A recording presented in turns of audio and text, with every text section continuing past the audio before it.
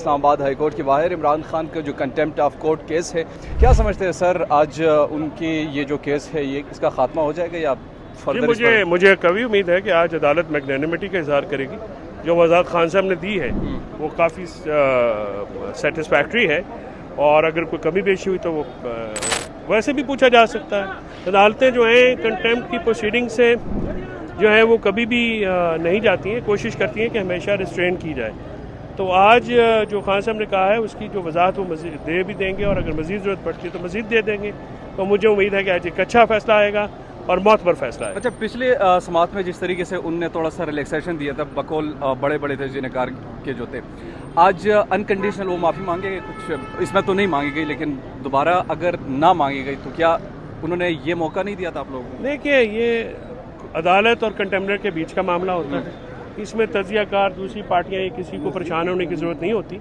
یہ عدالت جانتی ہے، اور عدالت اور جو ایکیوز ہوتے ہیں ان کا معاملہ ہوتا ہے. تو جو بھی ان کا سلسلہ ہوگا وہ عدالت جو ہے کنسیڈر کرے گی. اور مجھے جس عدالت کو میں جانتا ہوں یہ بڑے جج ہیں، بہت اچھے جج ہیں، امید ہے بہتر فیصلہ ہوگا.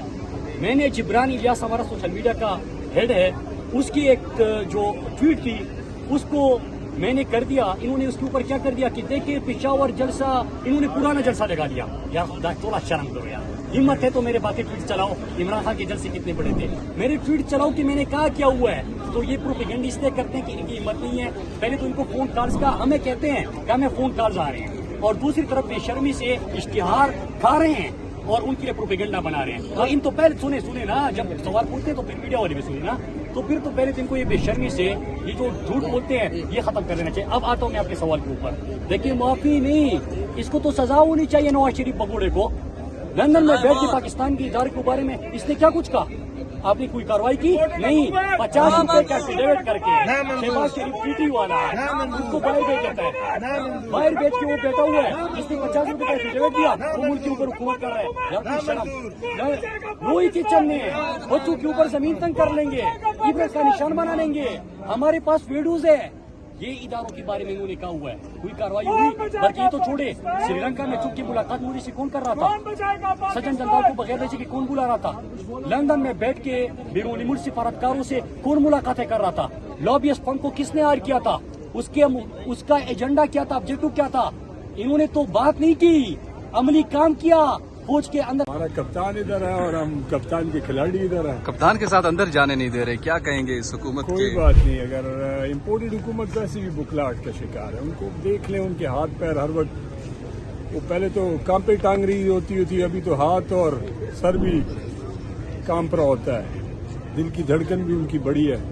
عوام کے دلوں میں اللہ نے عمران خان کے لیے پیار محبت ڈالا ہے. تو چیزیں بڑی کلیئر ہے. عزت ذلت اور زندگی اور موت اللہ کے ہاتھ میں ہے. ڈر کس بات کا؟ اور یہ روک سکتے ہیں لیکن دلوں سے، وہ کہتے ہیں نا کہ cannon can win heart the wars but they cannot win the hearts. تو دل نہیں جیتے جا سکتے ڈنڈا ماری سے، روک ٹکاٹ سے، بدماشی سے. امپورٹڈ حکومت کو روزانہ دیکھنا ان کو برا ہے. صاحب، آپ کے صوبے کے لوگ اور جو سپورٹرز ہیں وہ یہ کہتے ہیں کہ آپ اب وزراء ہو کر یہاں پر کھڑے ہیں، جبکہ جو آپ کے صوبے وہ ویسے گھوم پھر رہے ہیں، آزاد گھوم پھر رہے ہیں. کون؟ یہ جو اپوننٹس ہیں آپ کے، جنہوں نے آپ کو روکا ہے، بظاہر طور پر رانا صلی اللہ کا حکم ہی ہے نا. تو وہ تو ادھر آتا نہیں ہے نا، وہ اتنا تکڑا نہیں ہے کہ ادھر آئے. اور دوسری بات یہ ہے کہ اس کی تو ڈومین ادھر ہی ہے. یہ باراکاؤ تک اور ادھر اسلام آباد کے جو چھوٹا سا حدود ہے اس سے باہر تو اس کی کوئی حکومت ہی نہیں ہے، اور نہ وہ لوگوں کو زیادہ پسند ہے. تو لوگ نفرت کرتے ہیں اس سے، وہ اس کو بھی پتہ ہے. اور یہ حکومتیں کتنی دیر تک رہیں گی؟ تھوڑی مدت، تھوڑے ٹائم کے لیے رہیں گی، آنے جانے والی چیزیں. لیکن جو حرکتیں